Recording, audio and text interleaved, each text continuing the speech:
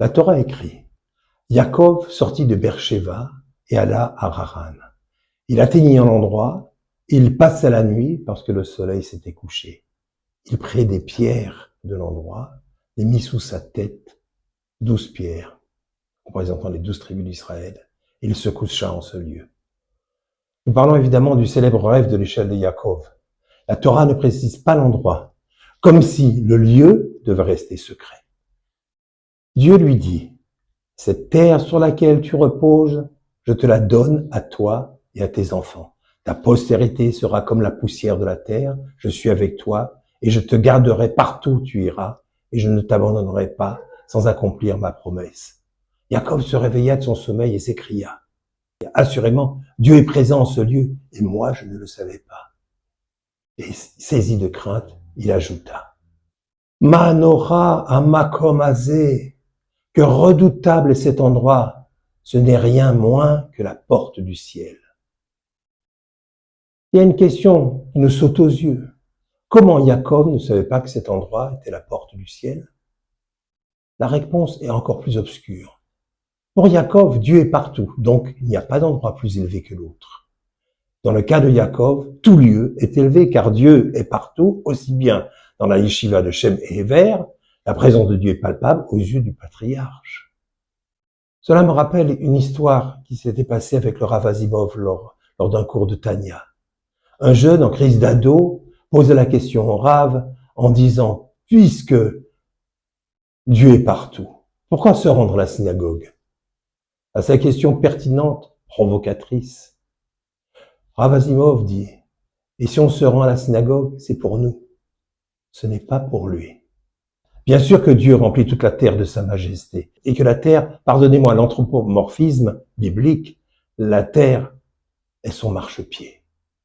Mais il y a une grande différence entre la présence divine et l'homme qui la révèle. L'Éternel est tout. Et si l'homme l'appelle par un acte héroïque, par exemple la Kedat Israël, l'endroit où il a été nommé devient supérieur à l'endroit où Dieu s'est révélé. Je m'explique. Le mont Sinaï n'a pas gardé la sainteté, car Dieu est descendu sur terre pourtant. Mais au Moria, le mont Moria, où Yaakov s'est endormi, Abraham a élevé la terre au moment de la ligature d'Israël à un niveau surnaturel, c'est-à-dire au-dessus de la nature, au-dessus de la condition naturelle. L'acte de l'homme élève le lieu pour l'éternité. Dieu descend sur terre, la sainteté s'en va.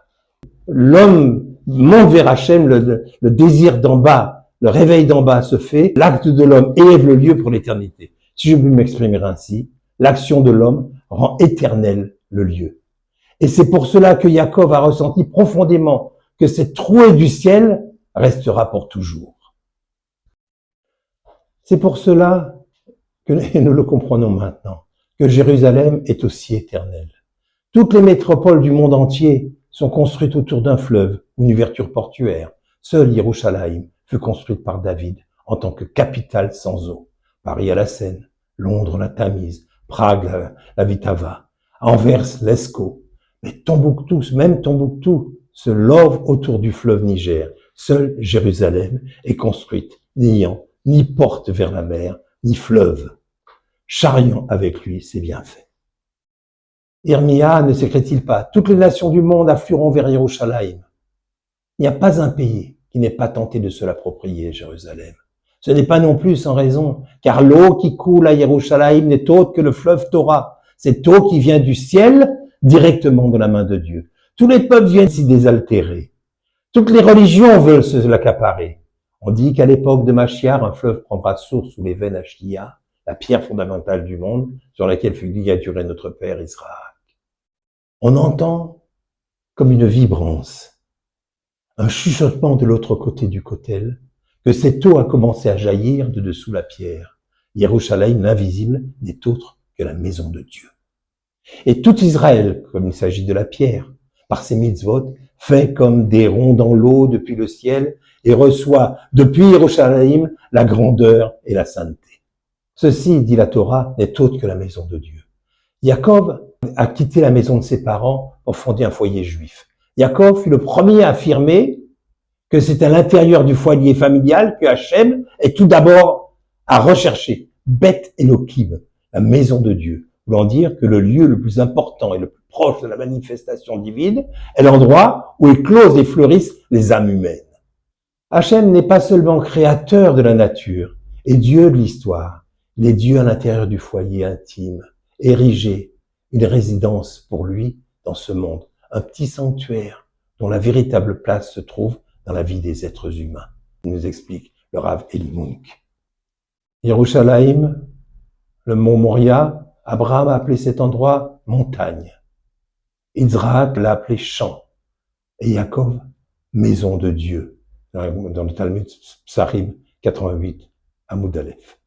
Tous les patriarches se sont accordés sur le caractère sacré du lieu, mais ils se sont différenciés sous le titre qu'il fallait lui donner.